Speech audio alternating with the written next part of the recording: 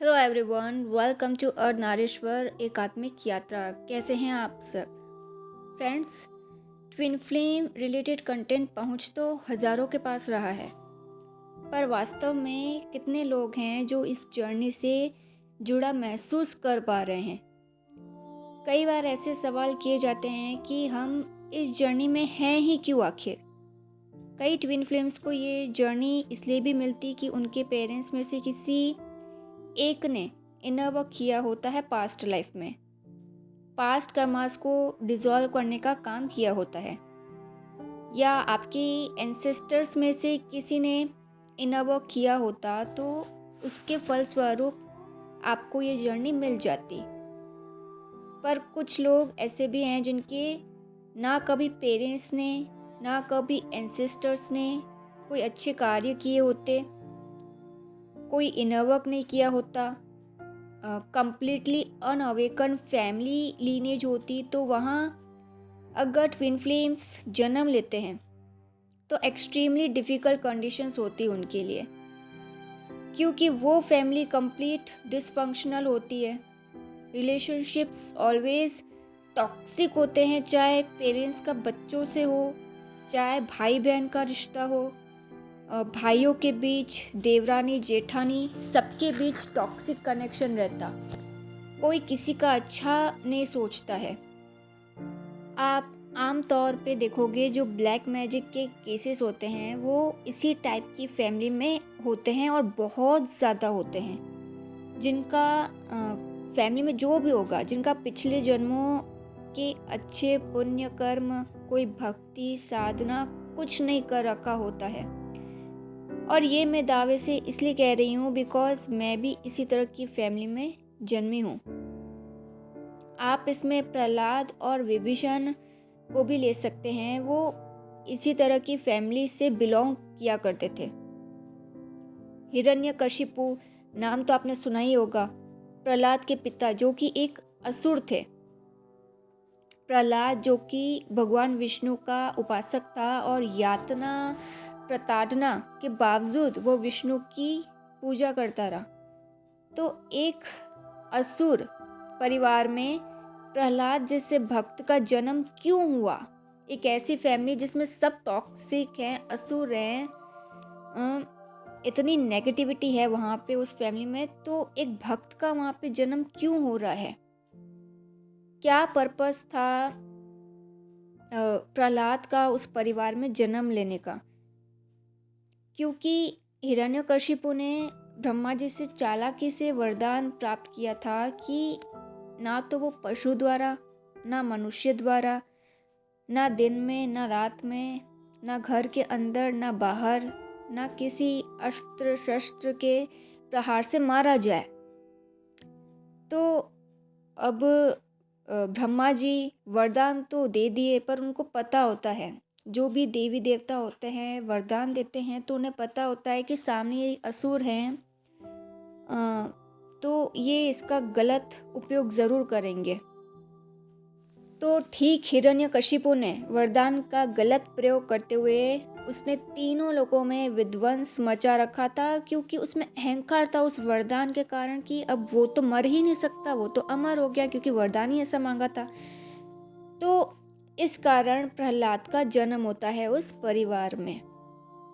वो भक्ति करता है और पूरी सृष्टि को एक ही संदेश दिया कि वो परम शक्ति सृष्टि पे कभी पापों और अत्याचारों को बढ़ने नहीं देगी, चाहे सामने कितने ही ताकतवर असुर हों, कोई भी डीमंस हो, डेविल्स हो, पर उस परम शक्ति के आगे सब फेल हैं। अगर कोई भी देवी देवता वरदान देना जानते हैं तो उस वरदान को, उसकी शक्ति को कैसे नष्ट करना है वो भी उन्हें पता है। तो जिनको भी स्पिरिचुअल जर्नी मिलती है उनका कोई ना कोई उद्देश्य ज़रूर होता है, चाहे उद्देश्य छोटा हो या बड़ा हो। तो हीलिंग के बाद कुछ ऐसी बातें, पर्पस जो ट्विन फ्लेम्स को याद रखने चाहिए। पहला तो strengthening energetic grid for new earth, और ये एनर्जेटिक बैलेंस किसी एक ट्विन फ्लेम की बात नहीं है। पूरी ट्विन फ्लेम ट्राइब को एक दूसरे की हेल्प करनी होगी। इस पूरे हीलिंग प्रोसेस में एकजुट होके एक दूसरे को सपोर्ट करना होगा, कोऑपरेट करना होगा और our only mission is to spread the light all over the earth. नीचा नहीं दिखाना किसी दूसरे ट्विन फ्लेम को, ना खुद की प्रोग्रेस हीलिंग को लेके अहंकार करना। अगर ज्ञान और प्राप्त हुई सिद्धियों पे घमंड करोगे तो अगेन लोअर डायमेंशंस में टैप इन कर जाओगे। आपका इनकारनेशन ही हुआ है प्लैनेट ह्यूमैनिटी के एसेंशन के लिए, उसे रेज करने के लिए कि ह्यूमैनिटी जो है वो बढ़ती रहे इस प्लैनेट अर्थ पे। और ये होगा कैसे?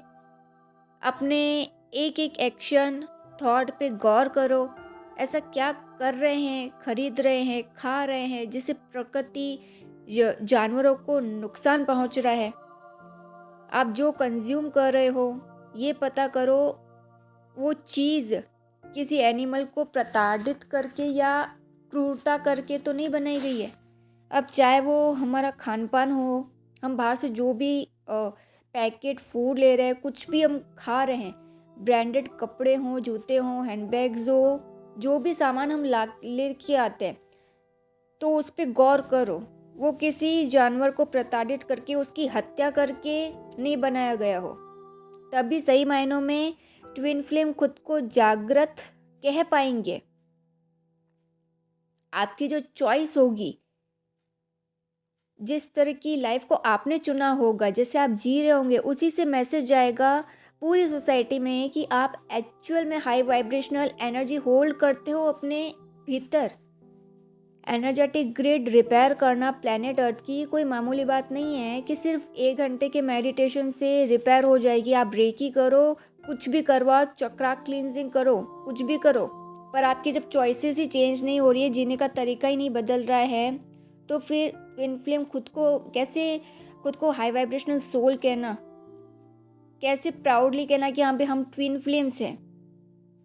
फिर बाहर से जो ये कि चॉइसेस तो चेंज नहीं कर रहा, अपने पुराने तौर तरीके, जीने के तरीके वो तो बदल नहीं पा रहा है, और बाहर से अपना मेडिटेशन दिखा के कि हाँ मैं योग कर रहा हूँ, मैं ध्यान कर रहा हूँ, ये दिखा के तो सिर्फ दिखावा ही कर रहा है। सोसाइटी में दिखा रहा है लोगों को कि कितना आध्यात्मिक है, हम कितने आध्यात्मिक है, तो हमें दिखावा नहीं करना है। तो जिस एनर्जेटिक ग्रिड की मैं बात कर रही हूँ कि जो प्लैनेट अर्थ पे जो एनर्जीज डिसबैलेंस हो रखी है वो बैलेंस कैसे होंगी? अपनी चॉइस बनाइए। त्याग करना पड़ता है, कठिन परीक्षाएं देनी होती है। अब अगर आप साधारण सी जिंदगी जी रहे हो, सिंपल सी लाइफ जी रहे हो, तो उसमें कोई बुराई नहीं है। कोई ज़रूरी नहीं है कि हम खूब पैसा कमा रहे हैं तो एक चकाचौंध वाली ज़िंदगी जिए, बहुत ज़्यादा लग्जरियस लाइफ जिए। अगर यूनिवर्स की उस ब्लेसिंग से आपको इतना मनी अगर मिल रहा है तो उसे चैरिटी में लगाइए, हीलिंग्स में लगाइए, जहाँ पे सोसाइटी की हेल्प हो सके, एनिमल्स की बहुत ज़्यादा हेल्प हो सके, ये ध्यान रखिए। तब जाके एनर्जेटिक ग्रिड रिपेयर हो पाएगी प्लैनेट अर्थ की, क्योंकि वो तो बोल भी नहीं पाते हैं। जब उनके साथ कुछ बुरा होता है, उनकी हत्या होती है, अत्याचार होता है, इंसान तो फिर भी बोल लेते हैं। तो जैसा कि मैंने कहा कि बहुत त्याग करना पड़ता है, परीक्षाएं देनी होती है, और ये जर्नी मिलती सिर्फ उन्हीं को है जो इसके लायक हैं। यस, आप कर सकते हो अगर ट्विन का ऑब्जेशन छोड़ने में कामयाब रहते हो तो। बाकी जो ऑब्सेस्ड ही रहते हैं हमेशा ऑलवेज, वो कभी रियलाइज़ नहीं कर पाएंगे कि उनको करना क्या है, उनको ह्यूमनिटी के लिए क्या करना है। अभी भी जो फैमिली स्ट्रक्चर है काफ़ी इम्बैलेंस है हमारी सोसाइटी में, डिसफंक्शनल फैमिलीज़ हैं। हर फैमिली में लगभग सभी लोगों की मैस्कुलिन फेमिनिन एनर्जीज डिस्टॉर्टेड है। तो आपको इंस्पिरेशन बनना है, फैमिली लीनेज को हील करना, यानी उस करप्ट पैटर्न को आप ही तोड़ सकते हो, आप ही को तोड़ना। फैमिलीज अगर एब्यूजिव या ओवर प्रोटेक्टेड है तो दोनों ही केस में इम्बैलेंस क्रिएट होता है। यानी जिनको सबसे ज़्यादा वुंड्स पेन दिए जाते हैं और जिनको सबसे ज़्यादा लाड़ प्यार दिया जाता है, आगे चल के वो डिस्टॉर्टेड एनर्जी में ही होंगे। तो जब भी ट्विन फ्लेम्स अवेकन होते हैं, हील होते हैं, अपने पर्पस को सीरियस लेते हैं, तो वो पूरी एनर्जेटिक फील्ड टाइमलाइन को चेंज करते हैं जो जेनेटिकली करप्ट रहा है पास्ट ईयर से, सालों से, युगों से, ताकि आगे जो भी बच्चे इनकारनेट हों ट्विन फ्लेम्स के द्वारा, वो न्यू अर्थ पे डायरेक्ट टैप इन कर सके। उन बच्चों की जो परवरिश होगी, प्रोग्रामिंग कंडीशनिंग जिसे कहते हैं, पूरे वो प्रोग्रामिंग कंडीशनिंग बच्चे के पूरे चरित्र का निर्माण करती है। उस बच्चे के दिमाग में जो उसको सिखाया जाएगा, आगे चल के वो वैसा ही बनेगा। वो कंडीशनिंग 5D बेस्ड होगी।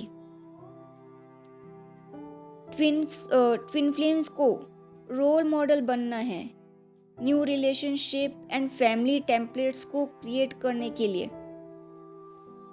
ऐसे रिलेशनशिप्स जो free from dependencies and bondages हो, कोई फियर ना हो, किसी में भी किसी भी तरह की कोई इनसिक्योरिटी ना हो, या वो पर्सन जो आगे इनकारनेट होंगे, वो सोल्स जो इनकारनेट होंगी आगे, उनमें किसी भी तरह की कोई भी लो वाइब्रेशनल एनर्जी नहीं होनी चाहिए। ये समझना होगा ट्विन फ्लेम्स को, इसलिए ये जर्नी मिलती है। सो आई होप आप जान चुके होंगे क्यों ये जर्नी कुछ खास चुने हुए लोगों को ही मिलती। So see you in the next video. Till then, good bye and God bless you.